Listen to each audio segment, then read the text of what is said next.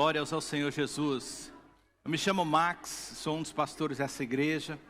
Temos outros pastores, pastor Mills, pastor Soares, pastor Márcio, pastor Fernando, que esteve no culto das 9h30. Muito bom ter vocês conosco, nós estamos aqui para servi-los. Glória a Deus. Gostaria nesse momento de despedir as crianças para a sua classe. Os adolescentes hoje estão com a Mariana, que vai fazer um tremendo trabalho com eles. Então os adolescentes também que estão presentes aqui, pode subir e ficar com a Mariane. E as crianças para suas classes. Quero aproveitar a oportunidade, falando das crianças. Silêncio, eu queria que todos os adultos prestassem atenção em mim. As coordenadoras do departamento infantil, Cris, Marcele e Narcisa, estão pedindo que nós falemos mais sobre isso na igreja. Convocar pessoas para ensinar. Pessoas que estariam dispostas a ensinar os nossos meninos no caminho do Senhor. Se nós tivermos mais pessoas, mais fácil vai ser, menos carga horária. Então, se todos participarem, todos colocarem pelo menos um tempo para ensinar as crianças, e principalmente homens. Quantos homens estão presentes aqui? Diga, eu sou homem. Alguns ficam na dúvida, porque não me ouviu. Você foi chamado por Deus para ser um sacerdote. Eu quero agradecer os homens que estão se dispondo a ensinar os nossos filhos.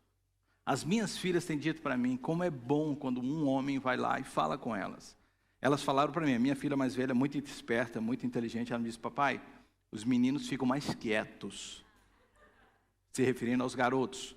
Eu falei, legal isso, né? Quando um homem está presente, os meninos ficam mais quietos. Quero encorajar vocês, homens, a ensinar os nossos filhos.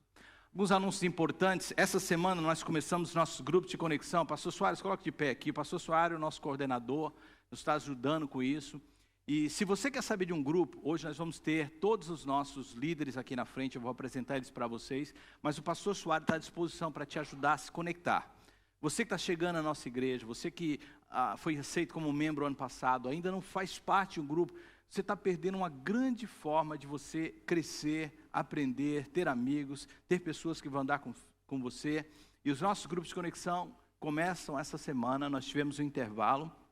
E nesse período vai ser muito interessante, porque nós temos 2 semanas de reunião, muito fácil, todo mundo pode fazer isso. Aí nós vamos ter um intervalo por causa do aniversário da nossa igreja, e aí vamos voltar mais 2 semanas. Hoje, quando eu apresentar aqui no final da mensagem os líderes, eu queria que vocês... Quantos prometem hoje? Fala assim, pastor, hoje eu vou romper barreiras e vou entrar num grupo de conexão. Diga amém. Glória a Deus. Vocês precisam estar num grupo de conexão. Nós ouvimos uma mensagem tremenda do pastor Fernando sexta-feira falando sobre a estratégia dada por Deus para o crescimento da igreja. E nós sabemos que reuniões em casa, seja células, grupos familiares, grupos pequenos, como você quiser chamar, as reuniões nos lares, que nós na nossa igreja chamamos de grupos de conexão, é a chave para o crescimento, tanto pessoal como numérico. Eu encorajo você a fazer parte de um grupo de conexão. Eu tenho alguns exemplares lá na nossa mesa, no final ali, se você quiser levar um, fazer na sua casa, só nos comunica, principalmente o pastor Soares, para que ele saiba que está tendo um na sua casa. E no aplicativo da igreja já está o estudo da primeira semana, mas aqui nessa folhetinha está todas as 4 semanas, e nessa semana no aplicativo já a primeira semana. Próximo anúncio importante é o aniversário da nossa igreja. Eu mencionei que nós vamos ter um intervalo por causa do aniversário da igreja. E o aniversário da igreja se dará no dia 9 e 10 de março. Não teremos no sábado, sexta e domingo desse ano, claro, desse mês de março, nós vamos ter, e não vai ser culto em conjunto no domingo. Vai ser os horários específicos, 9h30 e 11h30. Então marque no seu calendário, não viaje nesse dia, traga seu amigo, traga seu parente, uma pessoa para que ele conheça um pouco mais da nossa igreja. Vamos ter a presença do pastor Jorge de Portugal conosco, um tremendo pregador. Tenho certeza que vai ser de bênção na sua vida. Quantos participaram da conferência de missões semana passada? Glória a Deus. Foi uma bênção, não foi? Irmãos, eu fiquei encantado com tudo. As crianças nossas deram um show. Quantos concordam comigo? Na sexta-feira a igreja estava lotada e nossas crianças ficaram aqui em cima 5 minutos intactas, quietinhas, irmãos. Um milagre de Deus. E eu parabenizo todos os líderes, Mariana, todos que estão trabalhando com os nossos filhos, e eles estão realmente se comportando muito bonitinho. E a Conferência de Missões falou ao nosso coração, o pastor que veio do Brasil, tem um trabalho lindo, nós temos ali vários panfletos, se você não levou um para conhecer o trabalho dele, nós estamos fazendo uma parceria com eles agora, queremos ajudá-los. E nós tínhamos 3 propósitos nessa conferência. Nós queríamos que vocês conhecessem os nossos missionários, e eu creio que foi muito lindo os vídeos que nós passamos, e você assistir eles falando direto à igreja, eles trazendo para vocês uma mensagem para a igreja de agradecimento. Eu quero que vocês continuem orando, conhecendo o nome, participando da vida deles. Nós vamos criar no aplicativo o nome deles para que vocês sempre estejam orando, possam ir lá, orar por eles. Então esse foi um dos nossos propósitos, apresentar para a igreja os nossos missionários. O segundo propósito foi levantar fundos.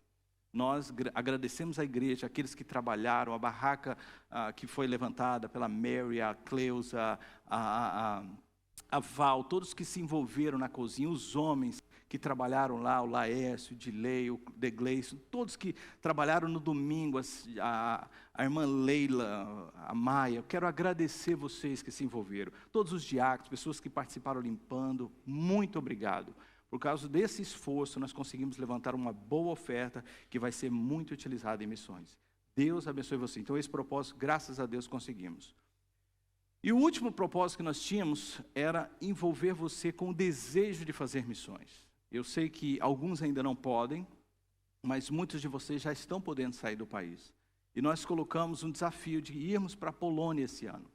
Uma viagem que, creio eu, que vai ser marcante nas nossas vidas. Nós temos já um casal de missionários que nós apoiamos, que está na Polônia, e eles estarão nos recebendo. E nós temos 2 datas, segundo eles, que podem nos receber, julho ou outubro. Nós não temos detalhe de custo, nós não temos detalhe de quando será exatamente em julho ou outubro, mas nós temos essas 2 datas e o país que nós queremos ir esse ano, levando um grupo da nossa igreja. Tudo que você tem que fazer, se Deus está falando no seu coração e você pode, é colocar o seu nome ali. Algumas pessoas vieram para mim, para o pastor Fernando, e falaram: pastor, eu ainda não posso fazer, mas eu gostaria de fazer uma viagem aqui dentro. Se você quer fazer uma viagem aqui dentro, coloque o seu nome lá e coloque na frente: eu gostaria de fazer uma viagem dentro dos Estados Unidos. Para que a gente possa saber o número de pessoas que estão dispostos, quando querem ir, coloca uma data, e a gente pode tentar organizar uma viagem, talvez mandar vocês lá para o Alasca, onde eu fui. Né? Fala assim, não, irmão, nós temos que ser os motivadores. Né? O Alasca, muito bom lugar de ir. Eu tenho certeza que você vai sair de lá transformado. Eu voltei com a concepção tão diferente do que é frio, né? Quando as pessoas falam que está frio, você não sabe de nada, né? Mas uma bênção, tenho certeza que vai ser de bênção na sua vida. Então, coloque o seu nome e coloque na folha: eu gostaria de ir por uma viagem missionária, por enquanto dentro do país. E a gente entende, a gente vai tentar te ajudar. Mais um anúncio importante, e o último deles, é sobre a reunião que as mulheres fazem de 15 em 15 dias, que é uma oração. Nós agora fizemos um calendário para todo o ano, e nós temos na mesa ali fora, as mulheres podem pegar e levar, tira uma foto, você vai ter no seu celular, mande um e-mail para você escrito assim: a oração das mulheres. Toda vez que você quiser, onde é que está? Coloca lá o nome no e-mail, você vai achar. Está aí fora, muito bem feito, para que você tenha essa informação. E fique perguntando: quando é que vai ser a próxima oração das mulheres? Elas fizeram um calendário e tenho certeza que vai ser de bênção na sua vida. No momento, então, eu quero me preparar para pregar. Nós teríamos um especial, mas foi mudado. E me dá só um tempinho aí, deixa eu beber uma água. E eu queria que você abrisse a sua Bíblia e já deixasse ela pronta num livro muito conhecido, Êxodo capítulo 33. Deixa aí que eu vou te dar o versículo depois. Bem-vindo vocês que nos assistem a essa mensagem. Eu sei que no YouTube ela começa agora para vocês. E é muito bom ter vocês conosco assistindo essa mensagem, de uma série de mensagens que estamos pregando na nossa igreja, com o tema desse ano de colheita.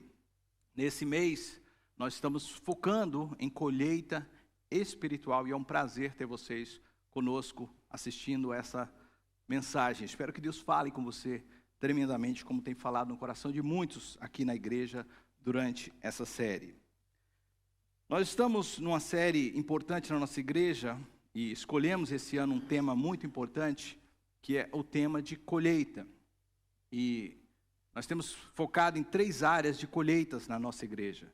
Nós temos focado na área de colheita espiritual, que é o foco desse início de ano, porque nós entendemos que é a mais importante, é a mais relevante, é a que durará para sempre. E nós iniciamos esse ano, então, falando sobre colheita espiritual. Vamos ainda falar sobre colheita física, financeira, e também uma colheita física e financeira ainda nesse ano. Então, eu espero que você participe de toda a série. Se você está assistindo essa mensagem, volte nesse canal, procure entender o que Deus colocou no nosso coração para esse ano, e tenho certeza que vai ser de bênção para você. Para essa fase dessa série, nós temos usado um texto em 2 Crônicas, capítulo de número 7, verso de número 14. E esse eu tenho projetado para você. Eu não me equivoquei pedindo que você abrisse a sua Bíblia em Êxodo 33. Já já nós vamos ler ela. Mas Crônica, capítulo 7, verso de número 14, eu tenho projetado, é o texto base que nós estamos usando para essa colheita espiritual. Nós ouvimos o pastor Fernando pregar uma excelente mensagem no dia 4 desse mês, abrindo essa série. E tenho certeza que se você ouviu aquela mensagem, o Espírito Santo falou com você. Tenho certeza que hoje também falará grandemente ao seu coração.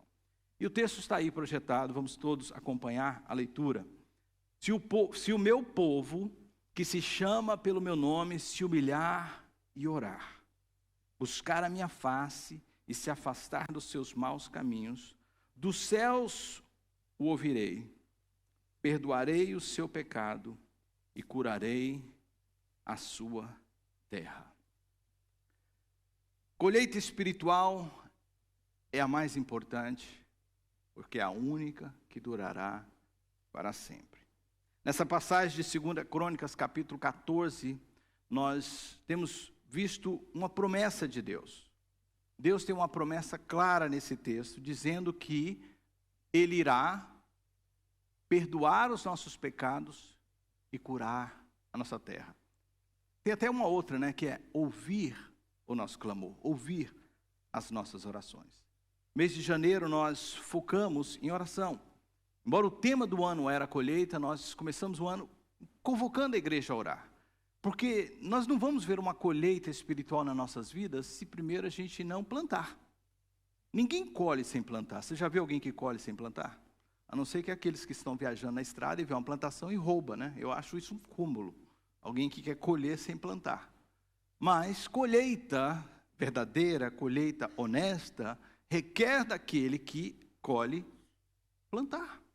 E você colhe exatamente o que você planta.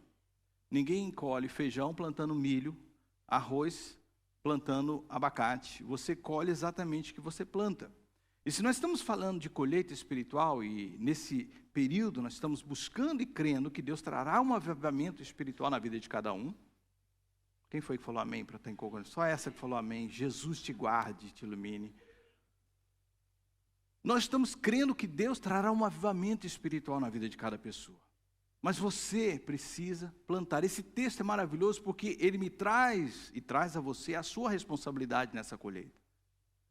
O texto não diz, se o pastor fizer isso, se o pastor orar, se o pastor se humilhar, se o pastor buscar a minha face, se o pastor afastar dos seus maus caminhos, dos céus Deus vai ouvir, vai te perdoar, vai abençoar a sua terra. Não. É uma responsabilidade que cada um faz individualmente. Porque se você está buscando uma colheita espiritual na sua vida, você tem que fazer a sua parte. E é por isso que no mês de janeiro nós iniciamos, faça a sua parte. Nós trouxemos uma série de mensagens, trouxemos para você um devocional diário, nós trouxemos para você várias ferramentas para te ajudar a orar, a buscar ao Senhor. Afastar dos seus maus caminhos, que é uma das coisas que Deus pede para que a gente possa ser abençoado, foi o tema da mensagem do dia 4. Nós não vamos ser abençoados espiritualmente, ter uma colheita, se nós continuarmos a viver a mesma vida que tínhamos antes. Uma vida de pecado. E quando eu falo de uma vida de pecado, eu não estou falando de pecar. Pecar, todo mundo vai pecar, irmãos. Nós temos a natureza. A palavra de Deus é clara. Aquele que diz que não tem pecado, faz-se mentiroso. Mas na vida de uma pessoa que foi perdoada pelo Senhor, pecado é um acidente de percurso. É uma coisa que aconteceu por causa da sua natureza ainda pecaminosa. É a luta que Paulo diz que trava-se dentro de nós, do que sabemos ser certo e aquilo que a gente sabe que é errado, mas a gente luta contra isso. Nós sabemos que vamos pecar, mas como nós vamos ver hoje, nós precisamos de nos arrepender quando pecarmos. O assunto de hoje é buscar a face do Senhor, buscar a minha face.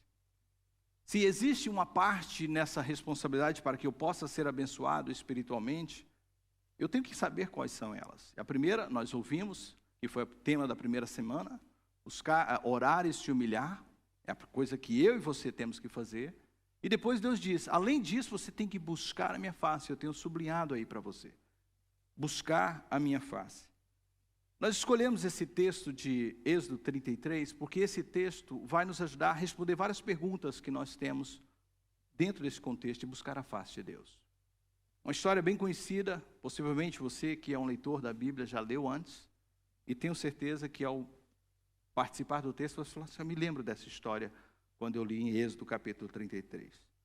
Está a partir do verso 12, se você agora quiser abrir o seu aplicativo ou a sua Bíblia, Êxodo 33, verso 12 em diante.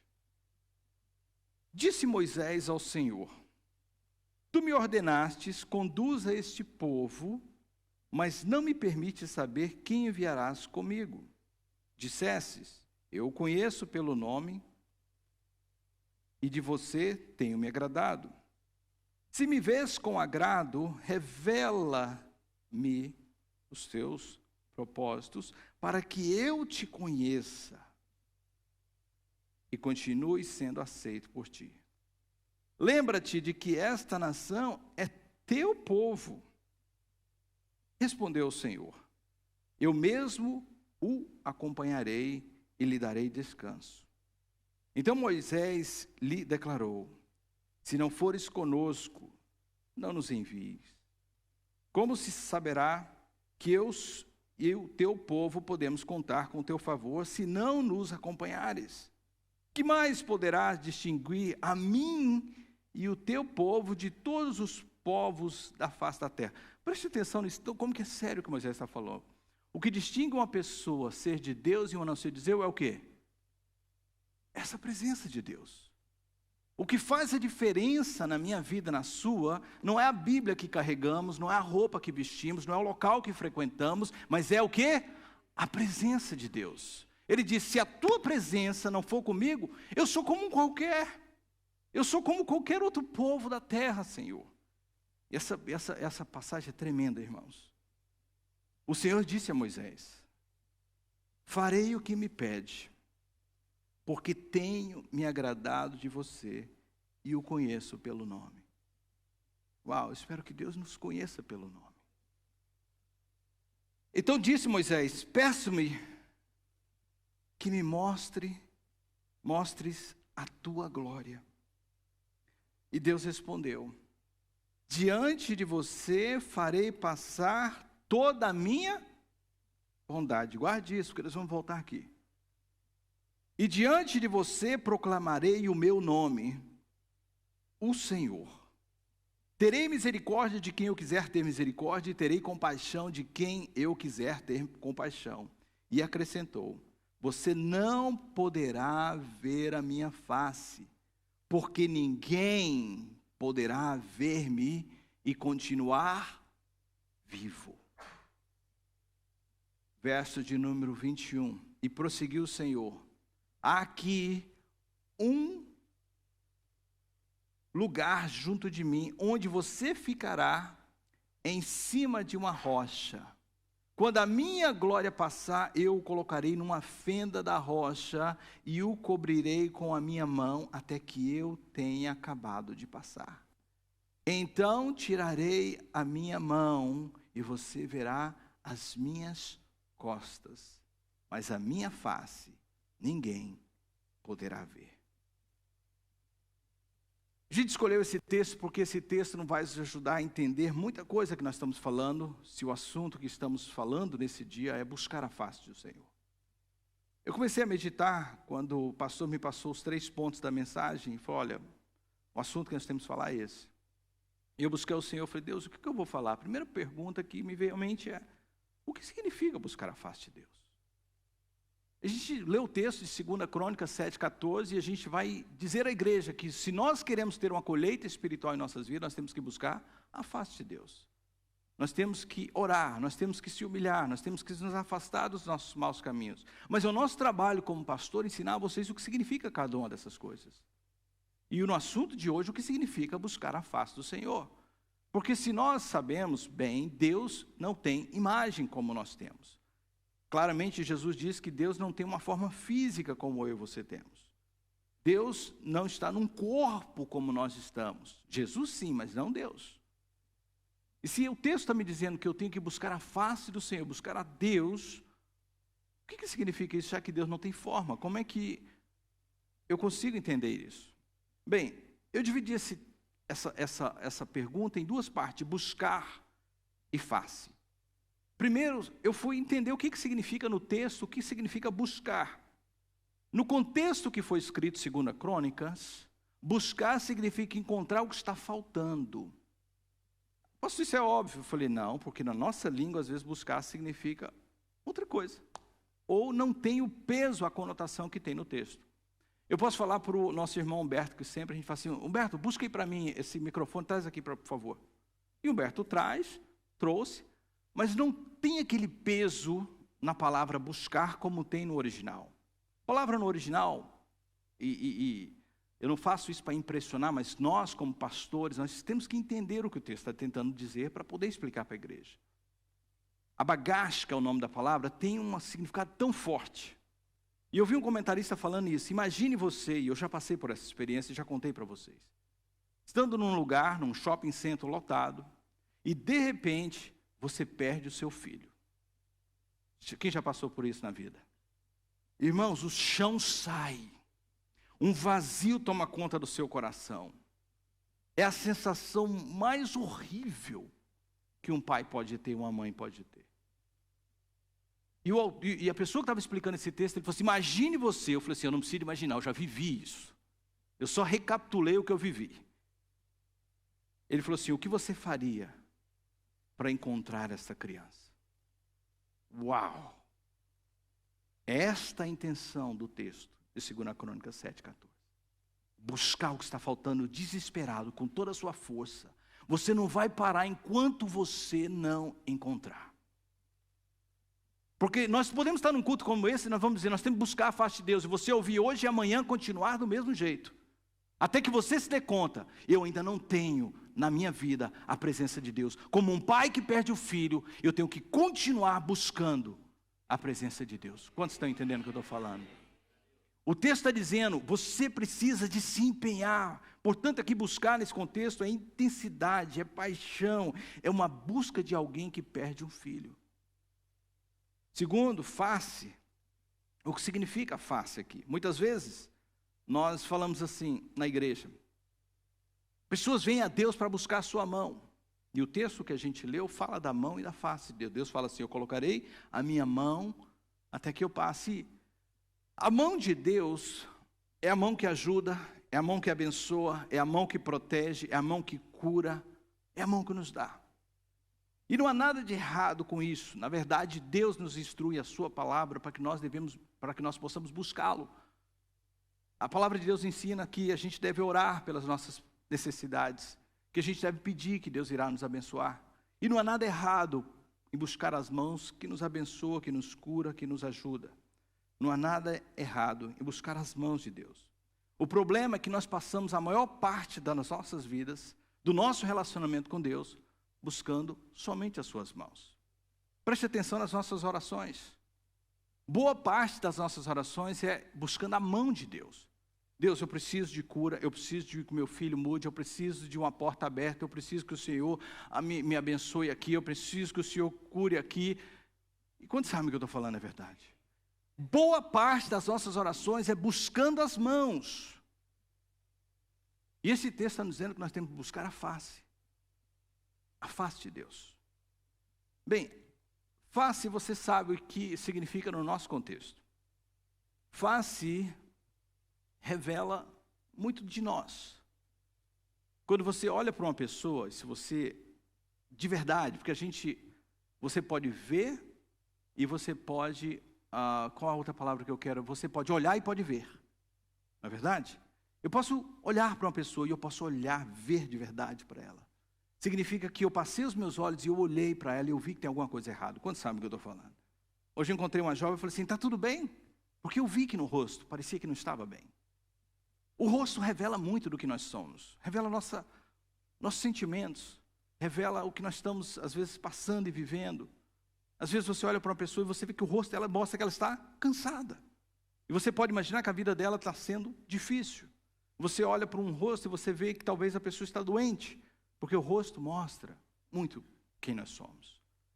Nesse texto, falar da face de Deus, falar do seu rosto, Moisés estava pedindo algo muito... não Moisés, no 2 Crônicas 7,14, quando Deus usa Salomão para falar com ele, buscar a face, está falando o seguinte, busque conhecer Deus pelo que Ele é, e não por aquilo que Ele pode te dar. Busque conhecer Deus naquilo que Ele é em essência, e não naquilo que Ele pode fazer por você. Então quando fala, busque com a intensidade de quem perde um filho, mas busque não só receber de Deus, mas saber quem Ele é, porque o rosto revela quem a pessoa é. A face do texto de 2 Crônica muitas vezes é traduzida como presença.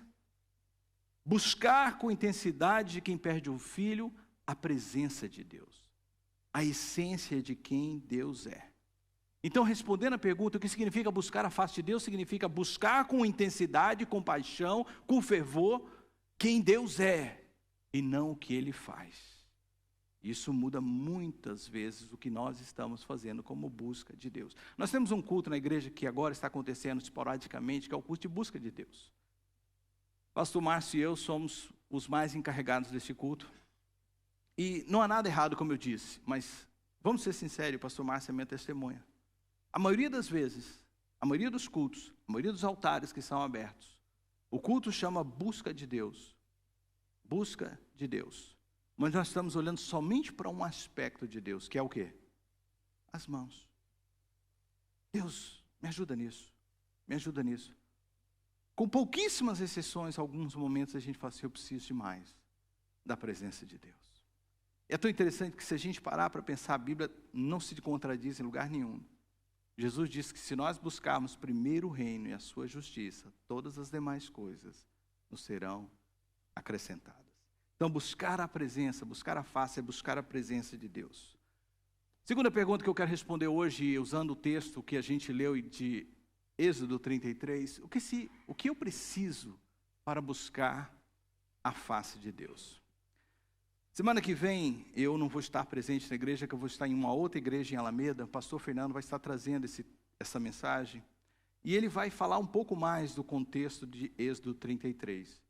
Mas só para a gente entender, e você que nos assiste, talvez você que é novo na igreja, o Êxodo 32 é uma história muito triste nos acontecimentos que estavam passando na vida do povo de Deus. Eles tinham sido libertos por Deus de forma milagrosa do Egito como escravos, estavam sendo conduzidos por Moisés de forma maravilhosa pelo deserto. Deus estava fazendo milagres, trazendo para eles provisão, proteção, a coluna de fogo, a nuvem que acompanhava eles como um símbolo de Deus estar guardando aquele povo. E no capítulo 32, Moisés sobe no monte para falar com Deus e ali Deus dá a ele os 10 mandamentos. Enquanto Moisés está lá, e você pode ler depois, capítulo 32, até para se preparar para a semana que vem, diz que Moisés estava no monte por um bom tempo. Diz o texto que ele passou 40 dias, e o povo diz assim, Moisés, este homem que nos tirou do exército, sumiu. Falou para Arão, o irmão de Moisés, que estava ajudando Moisés nessa condução. A gente não sabe o que aconteceu com ele. O povo tinha medo de subir no monte, porque Deus estava lá. Eles sabiam que a presença de Deus estava, porque eles tinham visto sinais da presença de Deus. Ao invés de eles disserem, vamos buscar Moisés, foi assim, ele deve ter morrido, né? Ele desapareceu. E eles pediram para Arão, então, fazer o que para eles? Um outro Deus, algo que representasse para eles essa presença que estava com eles. E você conhece a história? Arão faz um bezerro de ouro com as joias que eles destinaram a isso. E Deus fica enfurecido, irmãos, enfurecido. Ele fala para Moisés, desce porque o povo, seu povo que você tirou do Egito, se corrompeu. É bom isso, né? Quando o povo está uma bênção, pastor, a igreja, a minha igreja, o Senhor, quando está assim na rua, fala assim, essa igreja do Senhor, né? Porque tem essa questão de nós identificarmos o que é bom e ruim. Deus, na hora, fica tão irado que ele falou assim, é o teu povo. Deus falou, Moisés foi muito corajoso. Meu povo não, o Senhor que mandou tirar esse povo de lá. O Senhor que me chamou, eu estava de boa no deserto, cuidando das ovelhinhas. O Senhor que me chamou, estava lá trabalhando, quietinho, fazendo meu dinheirinho, o Senhor me trouxe para cá. Agora o negócio é nosso. E Deus falou assim, tá bom, então desce. E Deus quis trazer um julgamento sobre o povo. E você vai ter essa ideia melhor. E Deus falou assim, olha, eu não vou com esse povo mais. Eu vou mandar o meu anjo. E para muita gente, inclusive o povo, um anjo já está bom demais. A pessoa fala assim, olha, Deus está contigo, Ele vai enviar um anjo. Oh, bênção, sai da igreja, o meu anjo está me guardando, o anjo está comigo, o anjo do Senhor. Tem gente que está contente com isso. Mas tem um grupo como Moisés que fala assim, anjo não serve. Eu quero a tua presença, Senhor. E o capítulo 33 é esse diálogo de Moisés com Deus. Não. Não me faça sair daqui se a tua presença não for comigo. Não me faça ir com esse povo se o Senhor... Não, eu estou mandando um anjo, tem a garantia que eu estou... Não, para mim só serve se for a tua presença. Então o que eu preciso para buscar a face de Deus? Primeiro, irmão, fome de Deus. Fome de Deus. Há um livro que marcou uma geração das pessoas que cresceram ouvindo a palavra de Deus na década de 90 para 2000, que é um livro de Tommy Tenney, que é Os Caçadores de Deus. Já está na 2ª edição. E eu me lembro da gente assistir vídeos desse homem falar desse livro, e a gente chorar só de ouvir ele falar, da fome que ele tinha da presença de Deus. Se você nunca leu esse livro de Tommy Tenney, Os Caçadores de Deus, tem tanto em inglês como em português, leia. Eu tenho certeza que vai te inspirar. E a primeira coisa que uma pessoa precisa ter para buscar a presença de Deus é fome, é querer. O texto que nós lemos de Êxodo 33 deixa claro, Moisés está num diálogo com Deus, me mostrando um coração faminto pela presença de Deus, que não se contenta com nada mais, que não aceita nenhuma outra coisa. Eu quero a tua presença. Eu não quero as suas mãos, eu não quero o anjo, eu quero a tua presença, eu quero a tua glória. Eu quero o Senhor. Mas, como nós lemos, tem uma consequência de buscarmos a presença de Deus. A mão de Deus, o anjo do Senhor, não requer a mesma coisa que a presença de Deus requer. As consequências na vida de quem está querendo ter mais da presença de Deus, e nesse mês nós estamos falando, queremos uma colheita espiritual, temos que buscar a face do Senhor, buscar a tua presença. Eu quero que vocês saibam, tem uma consequência para isso. Moisés pede a Deus, eu quero ver a tua glória, e Deus oferece o quê? As mãos, a bondade. Você deve ter visto no texto, verso de número 19, Deus respondeu, diante de você farei passar a minha bondade. A minha bondade. Você quer as mãos? Ou você quer o rosto? Eu te dou a bondade. Eu te apresento as minhas costas. Mas Moisés disse, eu quero mais do que isso, Senhor. Eu estou disposto a ir mais além do que isso. As costas de Deus representam a sua bondade. A mão de Deus representa as bênçãos dele sobre nós. Mas Moisés queria ver a face. Qual o preço de buscarmos a face dos Deus? Deus já tinha dito para Moisés aqui, Moisés, se você tem ainda a sua Bíblia aberta, ninguém poderá, verso de número 20, você não poderá ver a minha face, porque ninguém poderá ver-me e continuar vivo. Vivo. Deus, quer dizer então para eu te ver eu tenho que morrer? Nós temos que entender no original, o que isso significa para nós? Quando Deus fala em morte, quando a Bíblia fala em morte, por exemplo, você conhece a história de Adão e Eva. E Deus tinha dito para Adão e Eva, no dia que comeres do fruto que eu disse para não comer, vocês certamente morrerão. Toda criança conhece essa história. Mesmo que você está na igreja pela primeira vez, assistindo esse vídeo pela primeira vez, se você é um jovem, está aqui, você já ouviu falar de Adão e Eva. E você sabe que eles desobedeceram a Deus. E vocês sabem que eles comeram. E Deus disse que eles iam morrer. A serpente disse, certamente não morrerás.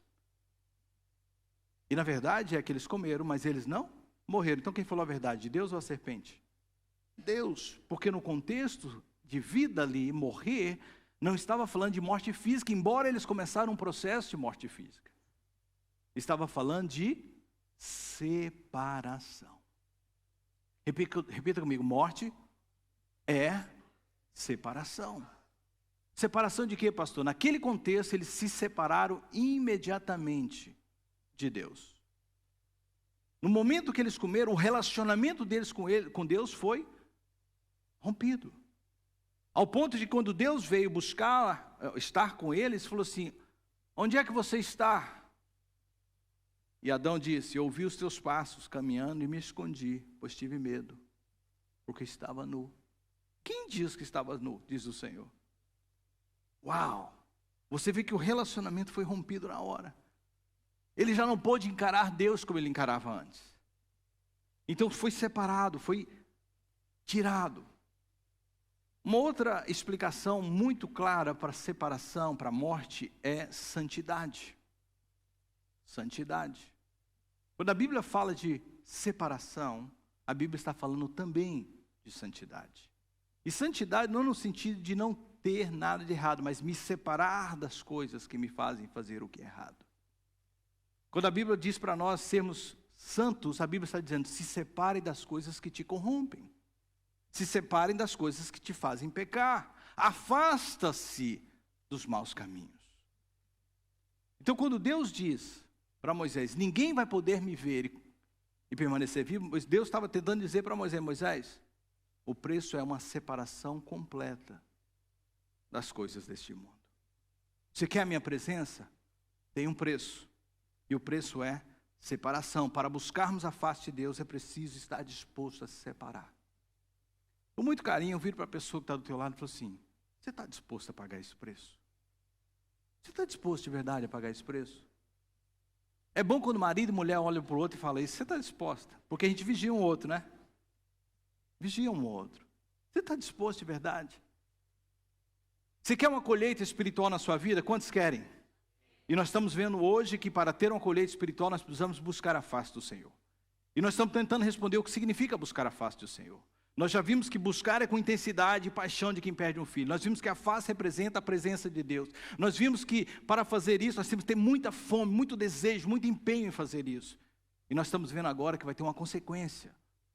E a consequência é uma separação completa daquilo que nos corrompe, daquilo que nos afasta. Então significa que alguns de vocês que estão me assistindo, estão me ouvindo agora, vão ter que tomar uma decisão séria dos lugares que vocês vão, as pessoas que vocês andam, as coisas que vocês assistem, as coisas que vocês ouvem.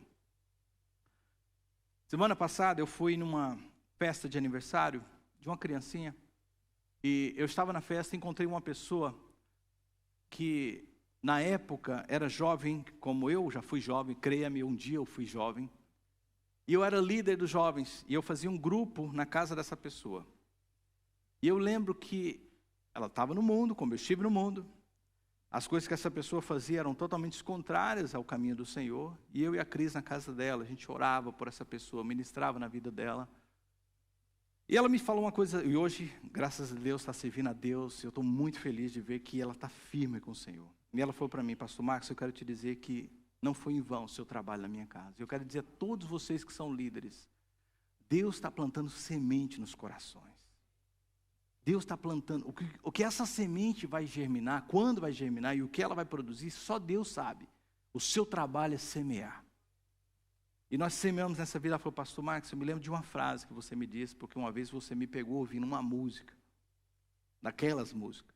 E essa pessoa é minha amiga do Brasil, eu conheço ela há muitos anos. Eu disse para ela assim, olha, essas músicas não podem entrar mais na sua vida. Ela falou, por que não? Eu falei, primeiro porque música abre a alma. Quando você ouve a música, ela abre a sua alma. E às vezes você vai alimentar a sua alma com aquilo que você depois, mais tarde, vai se arrepender, porque a sua alma vai te dirigir a fazer essas coisas. Eu falei, fecha o seu coração para isso. Ela disse que depois daquele dia começou, toda vez que ela ouvia a música, via a minha voz. Olha que bacana. Hoje todo mundo que está ouvindo vai lembrar disso. E ela disse que Deus começou a trabalhar com ela sobre isso. E isso ajudou ela a se separar dessas coisas. Às vezes são pequenas coisas, irmão, mas tudo que te separa a buscar a face de Deus. Eu quero abrir agora uma história que está em Isaías, capítulo de número 6. E eu vou concluir com essa história. Eu estou falando que tem um preço para buscar a Deus, e eu quero mostrar na Bíblia para vocês o preço, a consequência de alguém que vê a face de Deus. Isaías capítulo 6, uma história também muito conhecida. A história de um profeta, de um homem de Deus, que teve a experiência de ver a face de Deus. Diz aí no verso de número 1 até o verso de número 7, no ano em que o rei Uzias morreu, eu vi o Senhor assentado num trono alto e exaltado.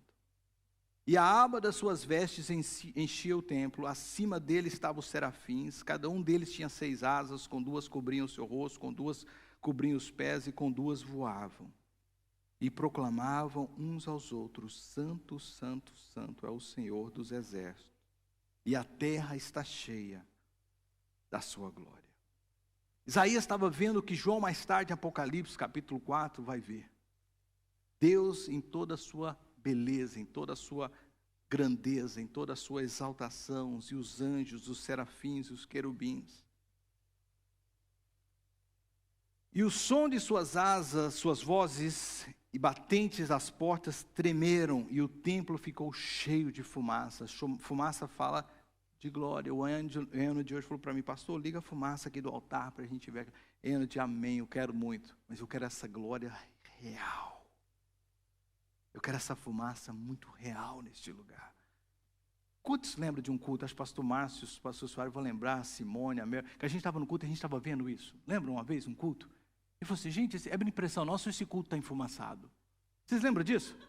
A gente via uma coisa em cima da igreja. É muito lindo quando a glória de Deus enche um lugar.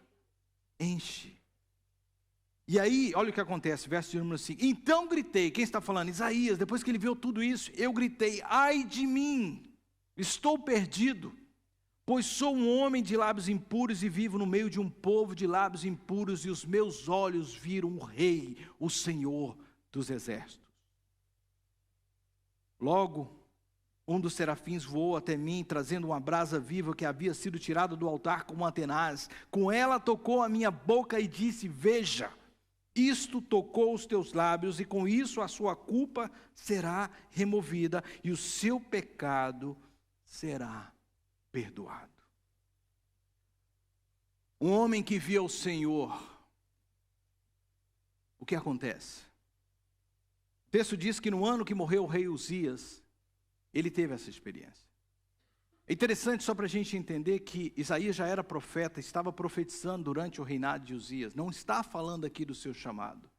Não é uma experiência com Deus para Deus te chamar para algo especial.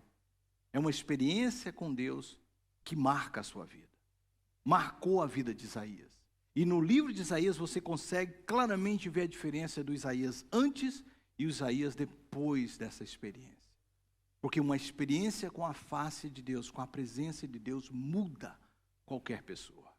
E é por isso que nós estamos falando esse mês. Queremos uma colheita espiritual nas nossas vidas, temos que buscar a face do Senhor. Temos que ter uma experiência como essa de Isaías. O que acontece com a pessoa que vê a face do Senhor? A primeira coisa que Isaías faz é reconhecer o seu pecado. Quando uma pessoa tem uma experiência com a presença de Deus, a primeira coisa que ela vê é a si mesmo. É a si mesmo. Você vê a glória de Deus, você vê a si mesmo. Há pessoas que não suportam esse livro, sabia disso? Pessoas que não suportam esse livro. E a razão que elas não suportam esse livro é porque esse livro revela quem elas são. Na verdade, o que elas veem é a si mesmo. E elas não suportam o pecado delas. Elas não suportam ver que elas estão numa imundície de pecado. Há pessoas que não suportam a igreja. E a razão que elas não suportam a igreja é porque a igreja revela a presença de Deus e mostra para elas onde elas estão. E porque elas não querem mudar, porque um espelho faz isso, o espelho ele não está mostrando nada mais do que está acontecendo em mim. Quantos nessa manhã vieram para a igreja sem olhar no espelho, com exceção do Clodoaldo? Levanta a mão. Todos nós olhamos para o espelho. Clodoaldo, porque não precisa, né, Clodoaldo? Tem muito que arrumar, né, irmão? Brinco com ele que eu tenho um carinho muito grande por esse irmão. Mas todos nós olhamos para o espelho. O espelho, você não tem que olhar para o espelho e ficar com raiva e quebrar ele. Mostra essa remela. Mostra esse cabelo bagunçado. Meu irmão, meu cabelo de manhã, você não acredita.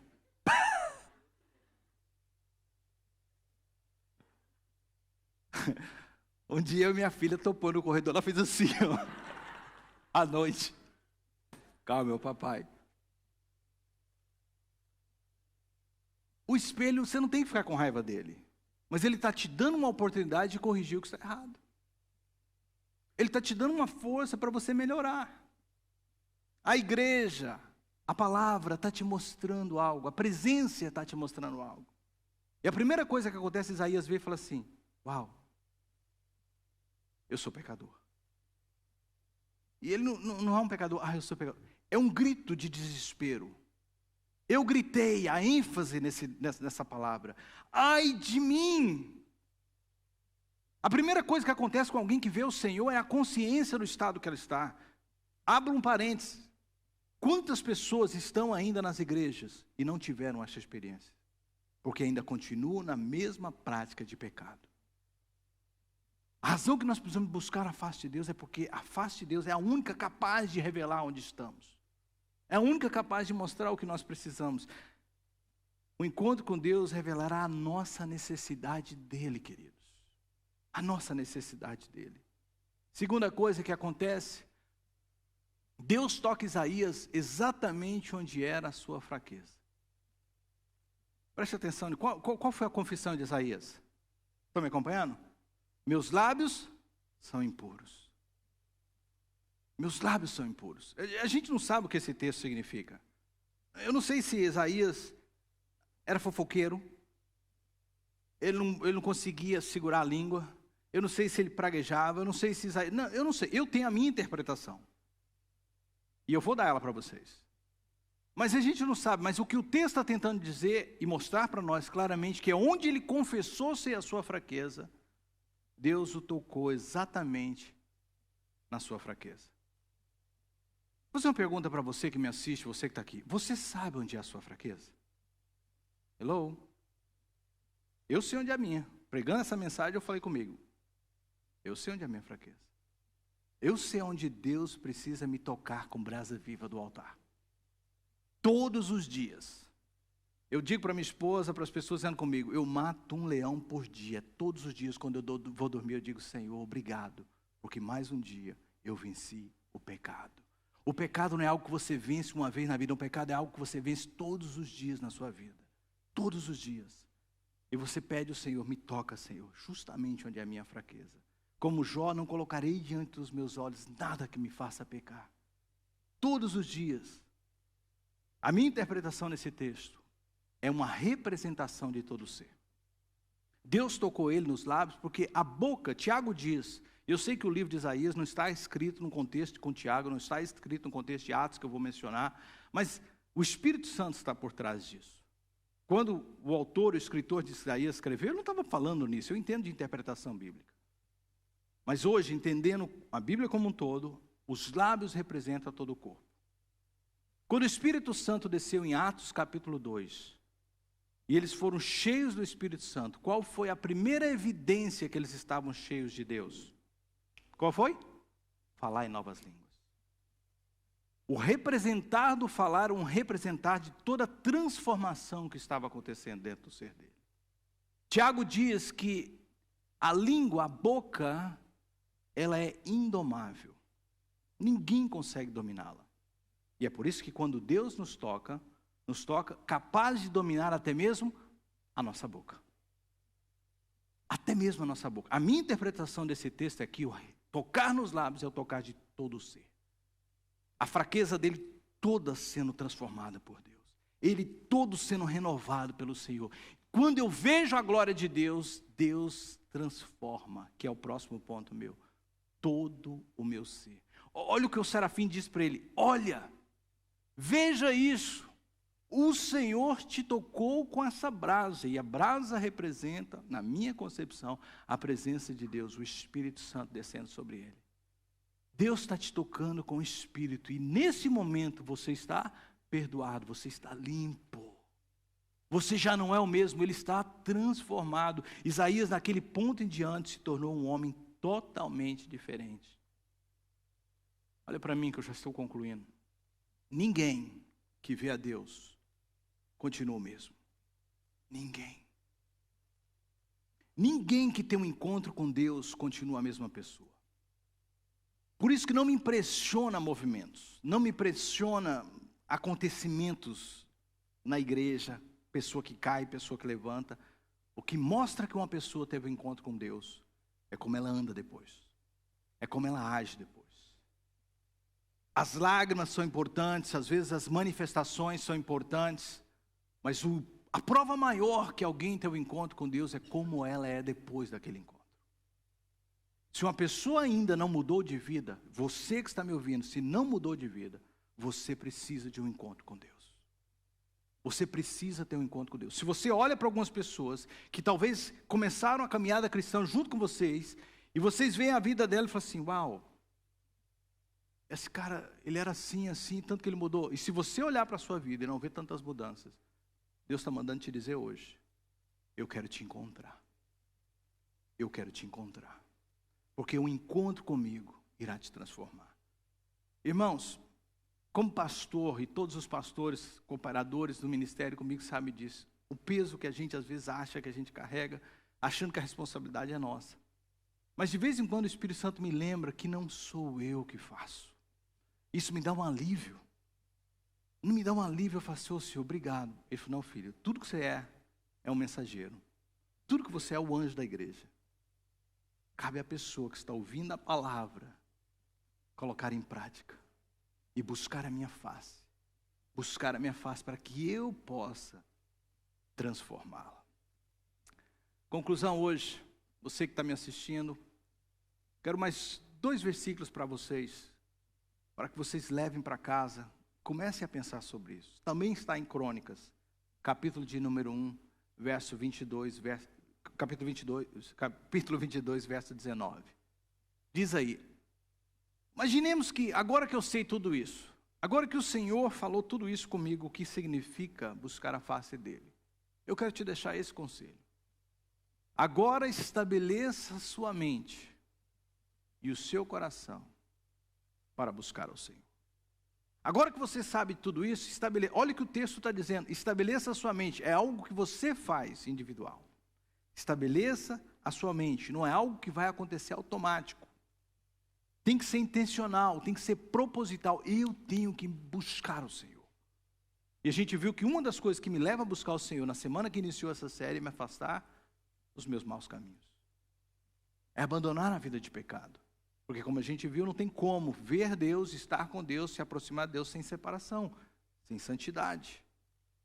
O segundo texto que eu quero deixar para vocês é 1 Crônicas, capítulo 28, verso 9, parte B. Pois o Senhor sonda os corações e conhece a motivação dos pensamentos. Está sublinhado aí, se você tem uma Bíblia, eu queria que você sublinhasse na sua Bíblia. Se você o buscar, diga comigo, se você o buscar, o encontrará. Vamos praticar isso aqui? Vira para alguém e fala assim, se você o buscar, você vai encontrar. Mas se você o abandonar, ele o rejeitará para sempre. Uau! Eu tenho que buscar o Senhor, você tem que buscar o Senhor. Eu quero que você entenda que Deus está mais interessado em ser achado do que nós estamos interessados em buscá-lo e encontrá-lo. Tommy Tan, nesse livro que eu mencionei, diz que Deus é como aquele pai que brinca de pique-esconde, de esconde-esconde com seus filhos, e vai para trás da cortina e deixa os pés à mostra, para que os filhos o encontrem. Essa madrugada eu acordei pensando nessa mensagem e o Espírito Santo falava comigo, filho, eu tenho dado tantos sinais à minha criação de que eu existo. Eu tenho mostrado através da natureza que eu existo, através do ser humano que eu existo. Todos os detalhes mostram que Deus existe porque eu quero que vocês me encontrem. que vocês tenham um relacionamento comigo. Eu quero que os meus filhos, a minha criação, saiba que eu sou pai, que eu os amo. Eu quero que eles me conheçam na intimidade, que eu sou um Deus de perto e não um Deus de longe. Deus estava dizendo, se vocês me buscar, vocês vão me encontrar. Buscar-me-eis e me encontrareis quando me buscareis de todo o vosso coração. Irmãos, Deus quer ser encontrado. Se você o buscar, você vai encontrar. Primeira série da semana, a primeira mensagem dessa série, nós trouxemos 5 pontos de ação. E durante essa série a gente vai estar falando, todas as vezes que a gente terminar essa mensagem, esses 5 pontos de ação. Porque eles são chaves, eles são as ferramentas que eu e você vamos ter que fazer para a gente continuar tendo uma colheita espiritual. Se você se lembra, a primeira delas é manter a sua conta limpa com Deus.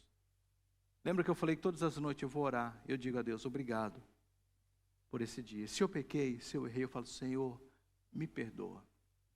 Me ajuda a ser diferente. Me ajuda a não cometer isso mais. Porque o pecado vai me afastando cada vez mais de Deus. Então feche a sua conta. Segundo, esteja em um relacionamento chegado com o povo de Deus. Eu queria chamar rapidamente aqui todos os líderes de conexão, incluindo os pastores que estão presentes aqui na frente. Todos os líderes de conexão, rapidamente, que eu tenho mais 3 minutinhos para terminar essa mensagem. Alguns de vocês já estão com a tag, a Raquel preparou para alguns de vocês, os que estão sem, procure a Raquel depois. No final deste culto, esses líderes, hoje não tem almoço, vão estar aí fora. Vão estar em algum lugar da igreja. E temos líderes e grupos em vários lugares da Biária. Olha o ponto de ação. Esteja em relacionamento chegado com o povo de Deus. A brasa sozinha se apaga. Uma vez por semana vindo no culto, amém que você escolheu. Amém que você está aqui. Amém que você está trazendo seus filhos. Mas você precisa de mais. Ninguém aqui se alimenta uma vez por semana. Alguém aqui se alimenta uma vez por semana? Alguém aqui, eu sei que essa pergunta tem resposta sim, mas alguém aqui está em forma malhando uma vez por semana? Porque eu sei que alguns só malham uma vez por semana, mas não está em forma. Se você quer saúde física, você precisa de todos os dias, ou 3 vezes por semana, 4 vezes por semana, fazer alguma atividade física. Na vida espiritual a mesma coisa. Uma vez por semana não dá. E na nossa igreja nós entendemos que a melhor forma de você estar protegido é estando em conexão com outros. Amizade, companheirismo, pessoas que vão te ajudar a carregar a sua carga. Na igreja não tem como acontecer isso. E nós temos os grupos de conexão. Então, procure um desses líderes, procure um desses irmãos. Eles talvez vão chegar até vocês, alguns novos da igreja, e falam, olha, onde é que você participa? Eu sei que quando a gente não conhece alguém, é uma resistência. As pessoas às vezes olham para a pessoa e rotulam ela de um jeito, talvez ela não é. Dê-se a liberdade de conhecer as pessoas que estão aqui na frente. E tenho certeza que Deus vai colocar um amor por vocês e por elas. Obrigado, líderes. Então essa é uma forma que a gente pode fazer, estando em conexão. Terceira coisa, não justifique os seus erros. Pare com essa mania de dizer, eu sou assim, minha mãe era assim, meu avô era assim, esse temperamento não muda, essa cabecinha é dura, isso veio do pai, da mãe veio, mas você é uma nova criatura em Cristo Jesus. Se Isaías foi transformado, se Moisés foi transformado, se Pedro foi transformado, se Tiago foi transformado, se o pastor Marcos foi transformado, se o pastor Soares foi transformado, você também vai ser transformado. Pare de justificar, tenha paciência. O Espírito Santo vai continuar trabalhando com você, não é de um dia para a noite. Não é de uma noite assim, amanhã eu estou diferente. Não, empenhe-se em buscar o Senhor. E que a face do Senhor, a presença do Senhor vai te transformando. Quarta coisa, aprenda a negar a si mesmo. Isso foi a primeira coisa que Jesus disse aos seus discípulos. Se você quer me seguir, se você quer ter um relacionamento com Deus, aprenda a negar a si mesmo. Significa que nem tudo que eu quero vai acontecer. Nem todas as minhas vontades vão estar sempre sendo saciadas. Às vezes o que eu quero é macetar uma pessoa de raiva. Mas eu posso dizer, não posso fazer isso.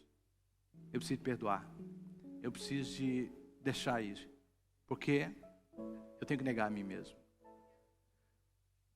Às vezes, irmãos, é tão difícil essa parte. Quando sabem o que eu estou falando? Tão difícil. Porque às vezes a gente tem razão, mas às vezes é melhor ter paz do que ter razão. Amém? Melhor ter paz.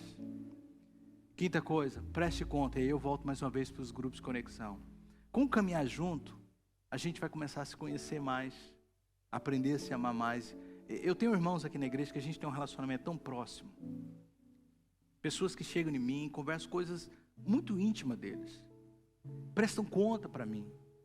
Para mim, como pastor, é mais difícil. Pastor, você sabia que são as pessoas mais isoladas que tem? Porque é difícil de achar alguém que a gente pode confiar.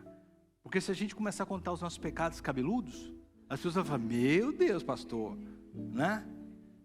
Então eu estou shaving eles todos os dias, para ver se eles ficam menos cabeludo, para quando eu contar, vocês não fiquem tão assustados. Mas eu sei quem eu posso falar. Eu tenho uns amigos, tenho pastores que a gente anda junto, a gente fala um para o outro. Mas irmãos, a gente precisa prestar conta um para o outro. O prestar conta é quando você confessa uma coisa, abre mão. Ah, pastor, já fiz isso, me machuquei. Tá bom, você achou a pessoa errada, mas vai parar para o resto da vida? Eu sempre que faço essa pergunta, esse desafio, eu faço essa pergunta. Eu não posso confiar em ninguém. A pergunta que eu faço é, sou eu alguém confiável? Pergunte para você mesmo, será que eu sou confiável? E se você respondeu sim, todo mundo é. Está entendendo como é que é? Nós temos que ser pessoas confiáveis. Se alguém vier em mim para prestar conta, para falar de alguma coisa, eu vou guardar esse segredo. Eu vou manter isso em sigilo. Se você não é, chega para quando eu falo, eu preciso de... Não fala para mim que eu tenho a fraqueza da fofoca. Para mim não, olha, procura o querido. Seja sincero, ela não se converteu. Não fala para mim. Porque até no pedido de oração, eu fofoco. Eu vou pedir oração, eu vou orar para fulano que está com problema naquela área, Senhor. Sabe como é que é? Ele é muito fraco, é crente novo. Aí fofoca para todo mundo. Não conta. Para mim não conta. Então a pergunta, volta para você. Você é confiável? Você que está nos assistindo, pratica essas 5 coisas. Tenho certeza que Deus irá fazer mudança na sua vida. O encontro com Deus é um passo a passo que a gente dá. É uma mudança diária que a gente vai fazendo em nossas vidas. E quando ela de fato começa, é como um sol que vai brilhando, chega em nossa vida, chega em nossa presença, ela nos transforma como Moisés foi transformado. Chegou um ponto na vida de Moisés que a vida dele estava tão incendiada, tão irradiada da presença de Deus, que as pessoas ao olhar para ele, pediam que ele tampasse o seu rosto, porque a glória de Deus estava sendo refletida na vida dele. Eu oro que você possa ter um encontro assim com Deus. Eu oro que a presença de Deus possa entrar na sua casa e te abençoar cada vez mais. Entre em contato conosco se essa mensagem falou contigo. Coloque-se de pé nesse momento, vamos orar. 5 passos que nós podemos fazer para ter uma colheita espiritual em nossas vidas. Esse tipo de